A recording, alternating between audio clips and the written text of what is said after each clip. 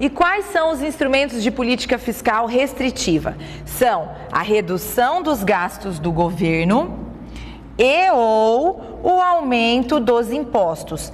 Ambos instrumentos vão causar uma diminuição da demanda agregada, desestímulo da demanda agregada e o controle da inflação, tá? Bom, a próxima política que nós veremos é a política monetária. Bom, então, para atingir os seus objetivos, a macroeconomia conta com 4 políticas, certo? Primeiro a gente já viu a política fiscal, agora é a vez de vermos a política monetária, certo? Com relação à política monetária, quem executa? O Banco Central, certo? O Banco Central é o responsável pela política monetária. E quais são os objetivos da política monetária? Também crescimento econômico, alto nível de emprego, mas, pessoal, principalmente o objetivo principal da política monetária é manter a inflação controlada, manter os preços estáveis, certo? E para isso, a política monetária conta com alguns instrumentos monetários. Quais seriam eles? O controle da quantidade de moeda em circulação, o controle da oferta de crédito e o controle das taxas de juros. Dependendo do objetivo a ser alcançado por essa economia, a política monetária pode ser expansionista ou contracionista. Se o objetivo é o crescimento econômico, o aumento do nível de emprego, a política monetária vai ser expansionista, certo? Nesse caso, vai haver um aumento na quantidade de moeda em circulação, vai haver uma redução nas taxas de juros, vai haver uma expansão na oferta de crédito, que são todos esses 3 são instrumentos que estimulam a demanda agregada, estimulam a produção, aumenta a produção e estimulam também a geração de empregos. Agora, se o objetivo da política monetária for o controle da inflação, que é o principal objetivo dela, se o objetivo for o controle da inflação, a política monetária tem que ser restritiva, certo? Nesse caso, no caso de uma política monetária restritiva, vai ser usada uma redução na quantidade de moeda em circulação, né? Uma redução na oferta de moeda, um aumento da taxa de juros e uma contração da oferta de crédito.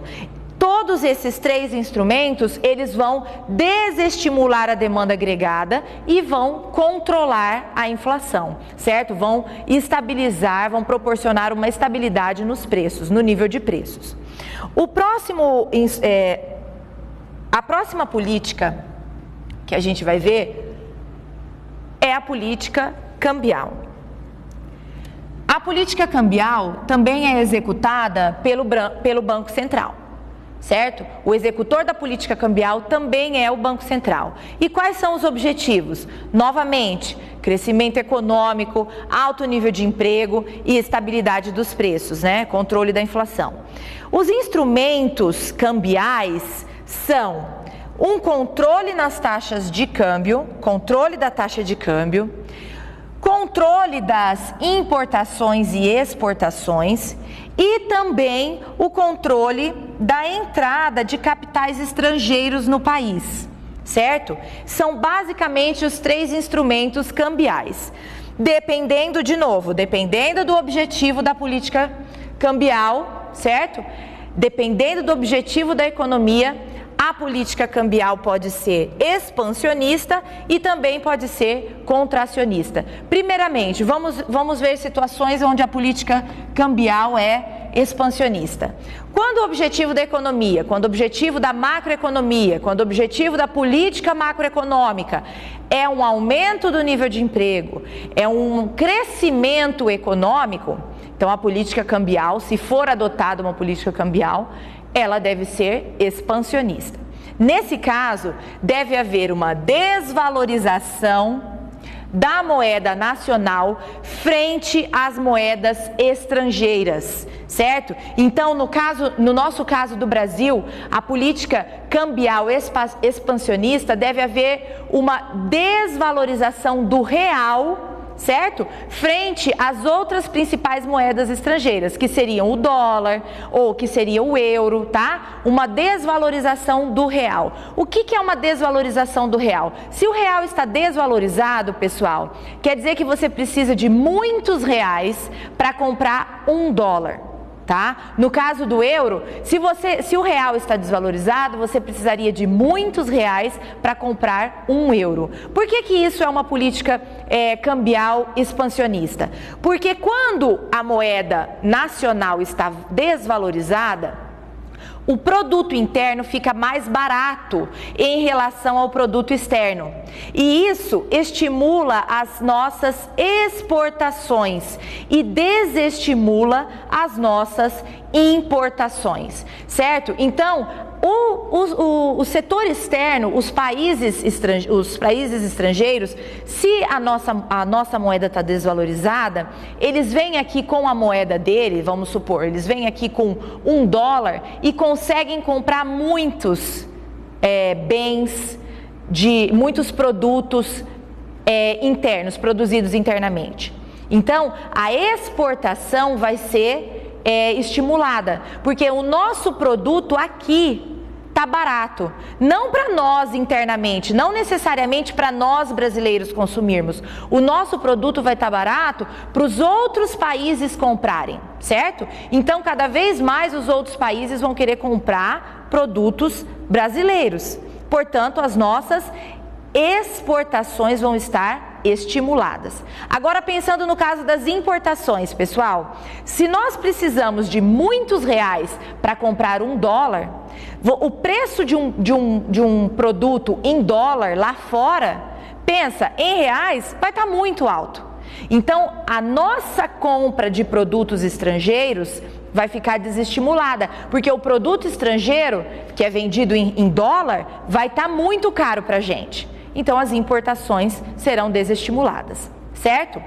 Outro instrumento cambial, instrumento de política cambial expansionista é o estímulo à entrada de capitais estrangeiros para investir no nosso país. Olha, os capitais estrangeiros entrando no nosso país, eles entram em forma de investimento em empresas estrangeiras se instalando aqui dentro. Isso vai gerar o quê? Vai gerar emprego, vai gerar produção, vai aumentar o nosso nível de emprego, vai aumentar o nosso produto, né? Vai aumentar a produção interna.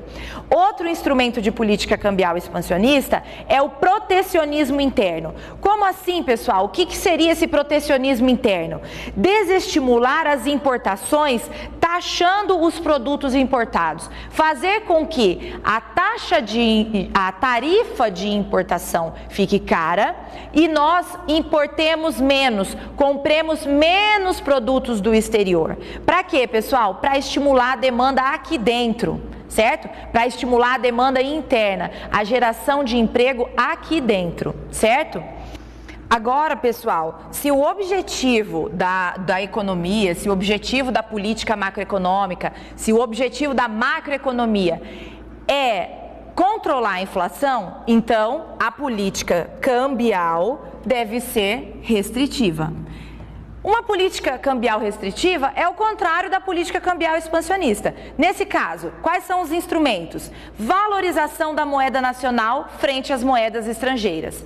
O que isso causa, pessoal? Estimula as importações e desestimula as exportações. Outro instrumento, o estímulo à entrada de produtos estrangeiros e empresas estrangeiras para estimular a concorrência interna.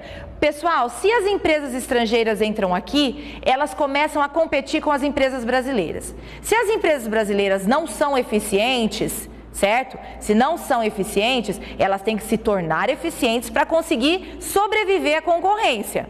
E para se tornar eficiente, para conseguir competir, elas terão que vender produtos de boa qualidade e com preço baixo. Aí já controlou a inflação, certo? Se tornar eficiente para sobreviver à concorrência, vai fazer com que as empresas se especializem, usem novas técnicas de produção para que elas consigam produzir a custos mais baixos, possam cobrar um preço mais baixo dos consumidores. Então, levaria a um controle da inflação, certo? Bom, A última política que a gente vai estudar é a política de rendas, tá? A política de rendas, ela é executada pelo governo, certo? A política de rendas, ela é apenas uma política complementar, tá? Ela é claro que a economia, o país, ele pode utilizar ao mesmo tempo as 4 políticas, tanto a fiscal, como a monetária, como a cambial, como a política de rendas, certo? Lembrando sempre que a política de rendas é uma política complementar, tá bom?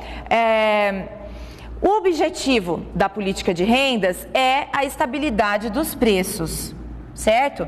E os instrumentos, né, utilizados seriam congelamento de preços, o que não é muito mais usado, tá? Em nenhum país do mundo não é recomendado fazer um congelamento de preços, porque não é bem sucedido, certo? As chances de fracasso são muito altas, as chances de fracasso no controle da inflação, na estabilidade do preço, é muito alta.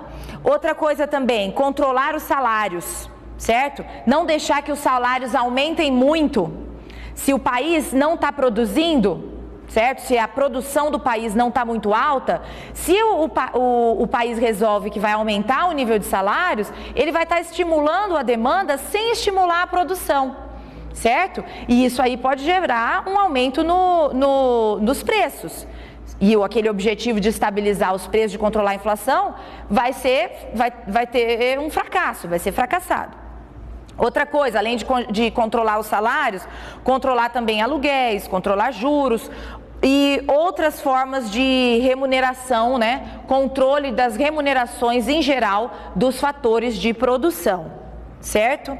Pessoal, então aqui a gente termina a nossa introdução à macroeconomia. Qualquer dúvida, coloquem lá no fórum que eu vou ter o prazer de ajudar vocês. Um abraço a todos, até a próxima!